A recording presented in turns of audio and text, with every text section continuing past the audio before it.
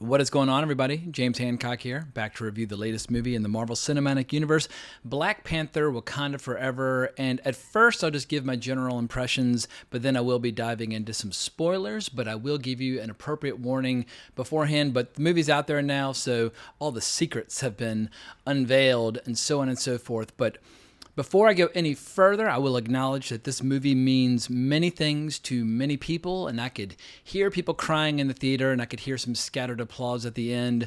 So if I offer any criticisms of the movie, I will try to do so in a respectful fashion because I get the fact that this is a very emotional experience for a lot of people, irrespective of whether or not the movie is able to deliver on all the legacy of the film from 2018, which a lot of people obviously saw many, many times over. But if you want to know what my point of view is right now on just the whole Marvel phenomenon, I'm somebody who's gone from being a rabid Marvel fanatic to being more of a casual, where I used to spend like $100 a week on comics, and I used to watch all the movies, all the shows. Now I kind of dip in and out of Marvel. I see the movies. Occasionally I'll check out the shows like Werewolf by Night. But I would say that on the whole, just this whole Disney Plus streaming experiment has kind of ruined my interest in the brand because I feel like it's just gotten far too diluted. I think Marvel was much stronger when they were only releasing 2 or 3 movies a year, where every movie felt like an event that you could not miss. And whether the movies were good, bad, or mediocre, you had to know everything so that you could appreciate the big emotional payoffs. But now they make so many shows, and so many of them are not shows that I'm interested in. I regard myself now as like a sometime casual fan, but I am a movie fan and I am a superhero fan, so I will continue to see the Marvel movies when they play in the theater. But I had a lot of questions and some skepticism going into this movie. First and foremost, obviously, could the movie even function in the absence of Chadwick Boseman? And would it have been a better idea to recast T'Challa as opposed to working T'Challa's death into the story? And I was also a little worried that just the overall tone would perhaps be so somber and take itself so seriously that it would forget to be a big, fun Marvel extravaganza. And I think the reality is that this movie's got a lot of good and a lot of bad. I mean, it's 2 hours and 41 minutes long. Anytime you're approaching the 3-hour mark, it's going to be hard to deliver a completely pristine, perfect movie from start to finish. But as a giant war movie between 2 exotic sci-fi cultures, I think it works just fine. I think that's when the movie really thrives, where you get to see these wildly different cultures, both of which are technologically advanced and superpowered in many ways, just throwing down. And that is the kind of spectacle that we very rarely get to see. So it's definitely the kind of big screen epic that's absolutely worth seeing in the theater. And my theater was almost completely packed. And I think that definitely helped enhance the experience just because I could feel the emotions of the crowd. Although there was one couple beside me that was so goddamn annoying. There was a white dude with dreadlocks who stank of that herb patchouli, who had a big giant backpack. I wonder what that backpack was for. But he and his date or friend spent the entire movie jabbering away to each other, explaining the plot to each other, and constantly waving at the screen and pointing like they were like children looking at whales or something. It was extremely annoying, and I always say this with all my Marvel reviews. I love the enthusiasm, I love the expertise, whether it's real or not, but save your discussions for before or after, not during. But I guess the best thing now is just to divide my observations between the good and the bad, and some of these are going to spill over into spoiler territory, and it gets a little hard to keep track of what's off limits and what's not. So if you want to go in totally clean, bail out now. But let's just start with Shuri's Costume, where I don't think Letitia Wright can hold a candle to Chadwick Boseman as a superhero. However, first and foremost, if you're designing a new hero, they got to look like a bad motherfucker, and she looks incredible. The suit looks great, and I like watching the suit in action. And to be fair, the character of Shuri was never meant to carry the entire weight of the franchise. Like, Chadwick Boseman definitely has that kind of larger-than-life quality in a lot of ways. But Letitia Wright, she does the best she can under the circumstances, and at least they made her look cool, so on and so forth. But as I mentioned before, my favorite part of this movie was watching these 2 highly evolved, technologically advanced societies, both of which are wildly different, go into war with all the weapons and resources that are unique to their cultures. And we get an early taste of that when Okoye is fighting Atuma and Namora on this bridge. And Atuma's more of like a straight up villain in the comics, and he's always been a bad motherfucker. But that was my first, I guess, a hint that watching these two cultures fight was going to be a hell of a lot of fun.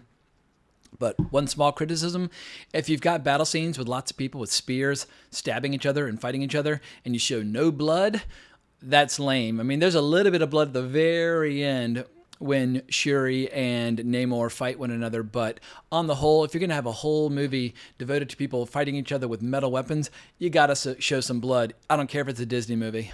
But let's get into the character of Namor, the Submariner himself, played by Tenoch Huerta. I hope I'm saying his first name correctly, but this is basically like a ground-up reinvention of the character. So as somebody who's always very attached to the comics of their youth and the interpretations of their youth, I was very skeptical of all the changes, but his performance is incredible. And what I really liked is they actually made Namor really fucking powerful. Namor is a character who, whether he's flying in the air or fighting on the land or fighting at sea, is equally deadly in all three regions. And that's always been incredibly exciting. And the fact that he can call upon sea monsters to invade the surface world when he likes, that's always been incredibly cool as well. But I worry that he would be, I guess, kind of like depowered or underpowered relative to how he is in the comics, where, once upon a time, he would take on the entire Fantastic Four, no problem. He's as strong as the Thing, but also devilishly handsome. And I've heard a lot of explanations as to why they had to completely reinvent the character with a Mesoamerican background. One of the most obvious reasons is that you already have a billion-dollar movie in the form of Aquaman that did really well a couple of years ago. So how are you going to make a character who has a lot of overlap with Aquaman seem different, seem unique? And I think they really pulled it off. Like, would I have preferred to see the original Submariner on the screen? Yes. I mean, he's one of the oldest Marvel characters out there. He's been around since 1939, in the early 60s. He was a kick-ass villain, like I said, always invading the surface world and kidnapping Invisible Woman, although she never seemed to resist that hard. And I suspect that she didn't really mind her little vacations underwater and so on and so forth. And also, when I was a little kid, and we're always going to be attached to the era where we discover comics, that was a period where he went from being anti-hero to full-blown hero, joining the Avengers. And one of the real hot streaks for that book back in the day was when Roger Stern and John Buscema had a story arc where the Avengers fought the gods of Olympus, and you got to see Submariner fighting Ares, god of war, underwater. It was killer. But getting back to Mr. Huerta, there was one scene where he really sold me on the character, where he's sharing a scene with Angela Bassett on the beach, where he's basically telling her what he plans to do to Wakanda if they don't play ball, because his goal is to kill Riri Williams because she's invented technology that allows him to go looking for vibranium on the ocean floor where his people live, and so that's something that he absolutely cannot allow to happen. But the way he was threatening her and the way he was leaning in, he was just cold as ice, and it was a really good performance. My one knock against Mr. Huerta is that he's got a little bit of baby fat on his body. I mean, we live in a world where we see people like Dwayne Johnson playing Black Adam, where they're just shredded and they look like superheroes. But we also live in a world where we've all watched the Olympics. We know what swimmers look like. I mean, they look like Michael Phelps. I mean, they look like a big giant V with no body fat. And obviously, it's unfair to expect an actor to look like an Olympic-level swimmer, but the character is a swimmer. All he does is swim. Or look at Jason Momoa when he plays Aquaman. He's just got, muscles stacked upon muscles. So I wouldn't have minded if he had maybe spent 6 or 7 more months in the gym just getting totally jacked. But in terms of the gravitas, the performance, he brought everything to the table that he needed to. Also, it's cool having mutants officially in the MCU. It's kind of clumsy the way he says, "I'm a mutant." But at any rate, mutants are here, and they're obviously going to be here to stay.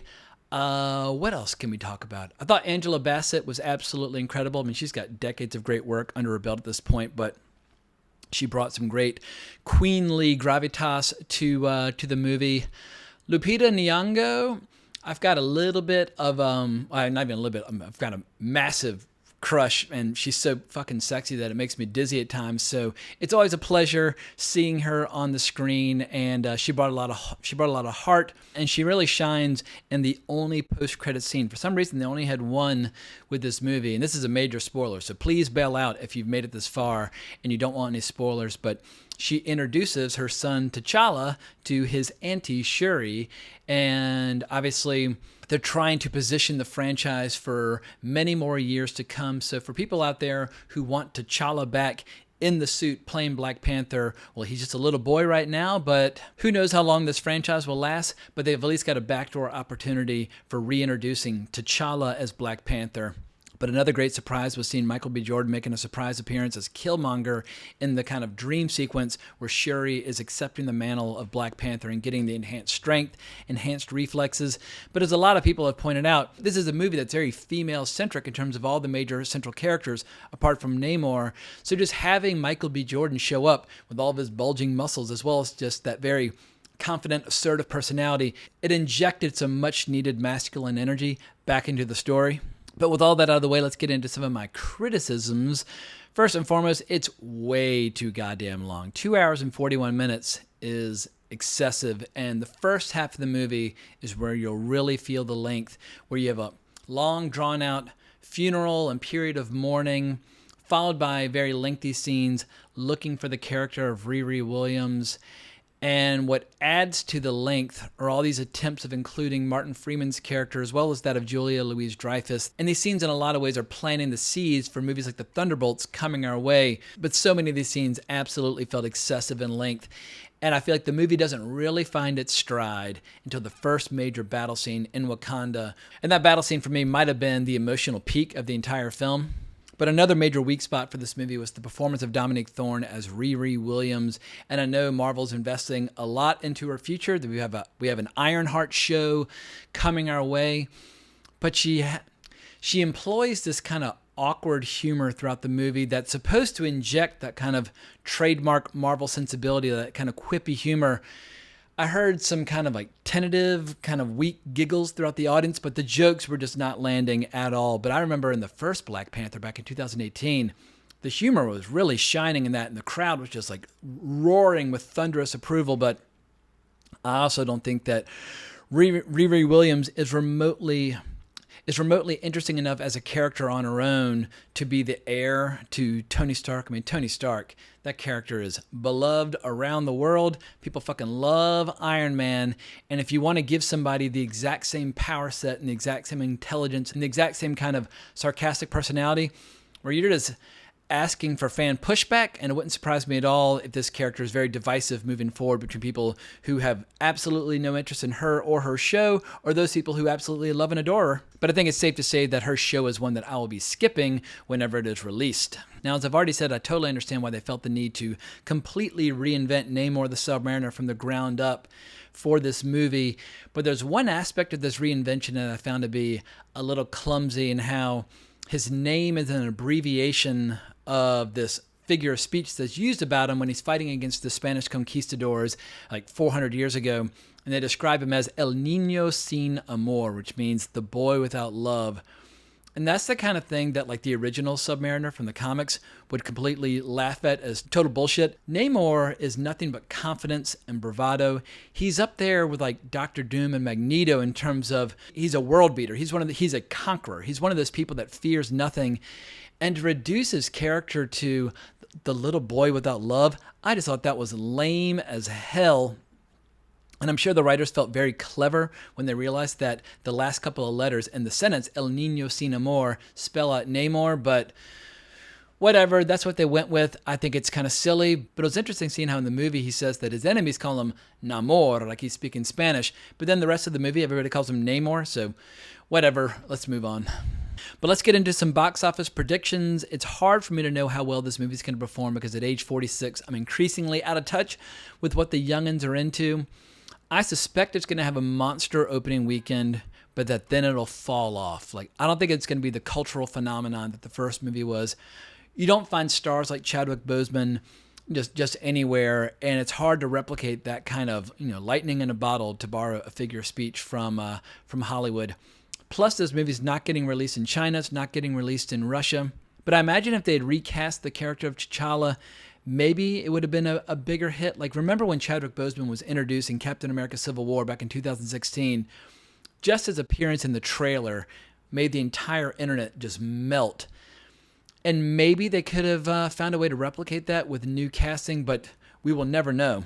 But I have a feeling that a lot of fans are going to come out of this movie and say, well, it was pretty cool. I'm glad I saw it, but I like the first one much more. So I just don't think this movie is going to generate the same kind of emotional outpouring and repeat viewings that the first movie did, where that really felt like kind of a once-in-a-decade movie runaway smash success, at least domestically. I think it grossed like $620 million in America. I mean, it was just completely, totally insane. But also, I think a lot of people like myself are just getting tired of Marvel. We've seen a lot of Marvel movies at this point. We've seen a lot of Marvel shows.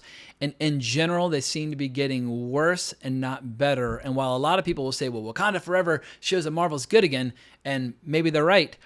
But on the whole, I just feel like the whole brand has come down a few notches in people's estimation. And I just don't think we're ever going to see a return to the levels of success that we saw back in 2019 and 2018 when you had Infinity War and Endgame coming out back to back and just kind of changing the box office landscape forever.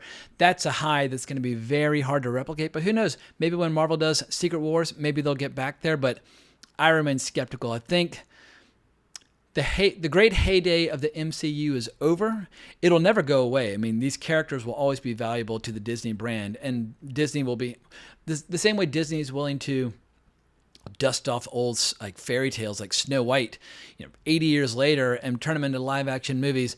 Disney is going to be monetizing these characters forever. But that really fun period from like 2014 to 2019 where Marvel just seemed to be getting bigger and better and better, I think that's never coming back. But who knows? Maybe I'm just a mean, bitter old bastard, and maybe the best is yet to come.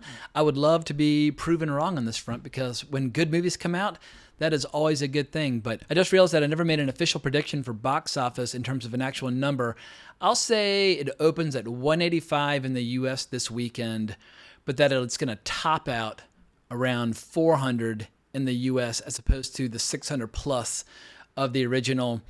I just don't think it's going to be able to replicate that. And internationally, who the hell knows? But in the absence of a release in China, it'll definitely be facing an uphill battle. But we shall know in a few weeks' time. The movie business needs a big hit right now, desperately. The theaters need a big hit as well. So nothing would make me happier than for this movie to do really, really well. But before I go, I must bring you a word from Manscaped, the official sponsor of my podcast, Wrong Reel. This holiday season, I'll be giving thanks to our friends over at Manscaped.